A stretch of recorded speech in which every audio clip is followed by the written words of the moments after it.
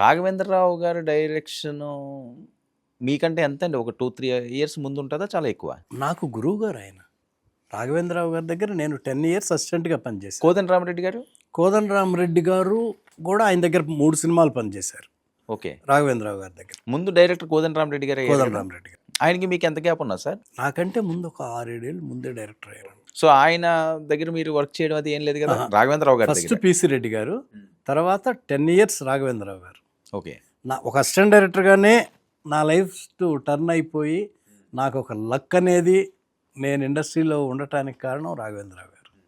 పెద్ద ఆయన అడవి రాముడు సినిమాకి ఆయన దగ్గర చేరటం, అది ఆయన సూపర్ హిట్ ఆ సినిమా అవటం, వరుసగా సినిమాలు చెప్పేవాళ్ళు కంటిన్యూస్గా ఆయన దగ్గరే. ఓకే. 10 ఇయర్స్ నేను.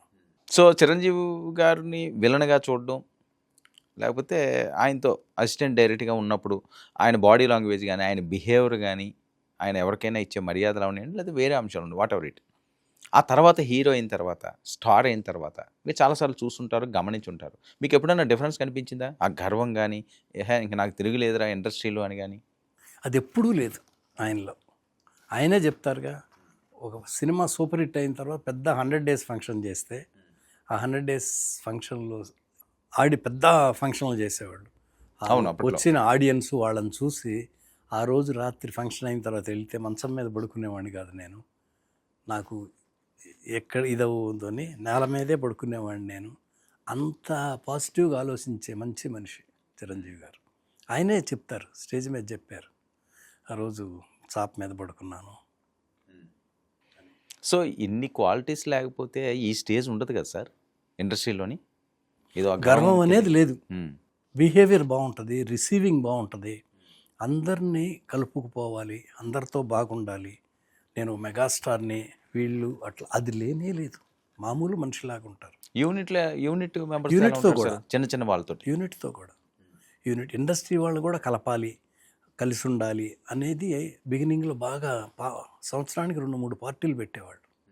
అట్లా ఆయనతో చేసే ప్రొడ్యూసర్లు, చెయ్యని ప్రొడ్యూసర్లు, టెక్నీషియన్స్ అందరినీ పిలిచి అందరినీ చాలా బాగా రిసీవ్ చేసుకొని అందరికీ మంచి మర్యాదలు చేసి భోజనాలు అట్లా చేసేవాళ్ళు. ఆయనే అరేంజ్ చేసేవాళ్ళు. ఆయన అరవింద్ గారు వాళ్ళు అక్కడ చెన్నైలో హనీ హౌస్ ఉండేది ఆయనది అక్కడ. సార్ చెన్నైలో ఉన్నప్పుడు మీరు చాలా దగ్గరగా ఉండేవారా చిరంజీవి గారిని? రెగ్యులర్గా మాట్లాడడం, ఈ సినిమా డిస్కషన్లు వచ్చేవారు సార్? ఆయన ఏమన్నా ఆయన వ్యక్తిత్వం కోసం, లేకపోతే మన ఇండస్ట్రీ ఇక్కడికి వెళ్ళాలని అప్పుడు చిరంజీవి గారు అనుకున్నారా? అంటే నాగేశ్వరరావు గారు ఇండస్ట్రీని ఇక్కడికి మూవ్ చేద్దాం అని అనుకున్నారన్నది బీజం పోసిందని ఆయన అన్నారు. చిరంజీవి గారు కూడా ఇంట్రెస్ట్ ఉండేదా అండి మనం రాష్ట్రానికి వెళ్దామని? ఆయన కూడా ఇండస్ట్రీతో పాటే కదా. ఫస్ట్ నాగేశ్వరరావు గారు అనుకున్నారు, ఇక్కడ షిఫ్ట్ అయిపోయింది. ఇక ఒక స్టేజ్ వచ్చిన తర్వాత తెలిసిపోయింది, ఇక తప్పదు, ఇండస్ట్రీ మొత్తం మెల్లమెల్లగా షిఫ్ట్ అవుతుంది అని. దాంతోపాటు హీరోలు, ప్రొడ్యూసర్లు, టెక్నీషియన్లు అందరూ ప్రిపేర్ అయిపోయారు. అట్లాగే మెగాస్టార్ గారు. సో ఆ పంచువాలిటీ అప్పుడు అలాగే ఉందండి. అంటే ఇప్పుడు చిరంజీవి గారిని ఎవరిని కదిపినా సరే ఆయన టైం అంటే అక్కడికి వచ్చి మేకప్తో కూర్చుంటారు. నువ్వు షార్ట్ తీసుకోపో, మాకు అవసరం లేదు అంటారు. అప్పుడు అలాగే ఉండేవారా? మేము స్టేట్ రౌడీ షూటింగ్ చేస్తున్నాం. స్టేట్ రౌడీ అంటే 88 సుబ్రహ్మరెడ్డి గారు గారు స్టేట్ రౌడీ షూటింగ్ చేస్తుంటే నెక్స్ట్ డే ప్రోగ్రామ్ అడిగితే 7 o'clock అన్నాం. గిండి ఇంజనీరింగ్ కాలేజీలో పోలీస్ ఆఫీసర్ డ్రెస్సు 7 అంటే మేము 6 ముందే వెళ్ళిపోయి ఆయన కరెక్ట్గా 6:55కి కారు వచ్చి దిగి కుర్చీలో కూర్చున్నారు. ఆయనతో పాటు అరవింద్ గారు కూడా వచ్చారు. కరెక్ట్గా ఆయన వచ్చి కూర్చున్నారు. మా కుర్రోళ్ళు వెళ్ళి షార్ట్ రెడీ అన్నారు.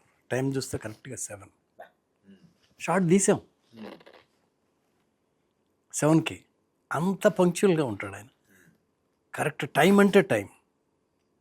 అవుట్డోర్లో కూడా 7 అంటే మనం లేట్ అయితే మనం ఇదేవాళ్ళు తప్పితే ఆయన 7 అంటే కరెక్ట్గా 10 నిమిషాల ముందే మేకప్ వేసుకోవాలి, డ్రెస్ వేసుకోవాలి, అంతా సెట్ చేసుకొని రావటం అంటే అంత ముందు లేవాలి. సార్ అప్పట్లో చాలా కాల్ షీట్లు ఇవ్వాల్సి వచ్చేదేమో కదా, ఈయన చాలా సినిమాలు ఉండేవి కదా, ఎలా మేనేజ్ చేసేవారు సార్? అప్పట్లో నాకు తెలిసి 8-10 సినిమాలు కూడా. ఎలా మేనేజ్ చేసేవారండి? అంటే ఇన్ని అంటే మ్యాక్సిమం 40-50 days కంటే అయ్యేది కాదు. యాక్షను, ఫైట్లు, సాంగులు అన్నీ ఉన్నా కానీ త్వరగానే అయిపోయాయి. అంటే ఒక డే కాల్ షీట్ అంటే అప్పట్లో చిరంజీవి గారు ఎన్ని అవర్స్ ఇచ్చేవారు? 7 అంటే 7కి వచ్చేవాళ్ళు, 6కి మామూలుగా. ఓకే, ఒక డే అంతా ఒక హాఫ్ డే ఇక్కడ హాఫ్ డే అక్కడ అట్లా అలా లేదు. కాదు. ఆ కల్చర్ మనకు బాగా తక్కువ. ఎప్పుడన్నా అడ్జస్ట్మెంటు లేదంటే ఫినిషింగ్ సినిమాలు ఉన్నాయి. మార్నింగ్ 7 to 10 అక్కడికి వెళ్ళి వాళ్ళది కంప్లీట్ చేసి నెక్స్ట్ రెగ్యులర్గా ఫుల్ డే వేరే షూటింగ్కి అలా తప్పితే ఇదొక హాఫ్ డే అదొక హాఫ్ డే అది పరిగెత్తడం అట్లా ఉండదు. మళ్ళా తపన క్వాలిటీ అన్నీ ఉండేది. ఏ చేసేద్దాం అట్లా ఉండదు. సిన్సియర్గానే పర్ఫెక్ట్గానే. సరే ప్రిపరేషన్ ఏమైనా ఉండేదా ముందుగా ఆయనకి ఆ సీన్కి సంబంధించి? ఒక సినిమాలో ఒక సీన్ ఉంటుంది, ఒక సినిమాలో ఒక సాంగ్ ఉంటుంది, లేకపోతే వేరే సినిమాలో వేరే ఫైట్ ఉంటుంది. సో ఇవన్నీ కూడా కలిపి చేస్తుండే.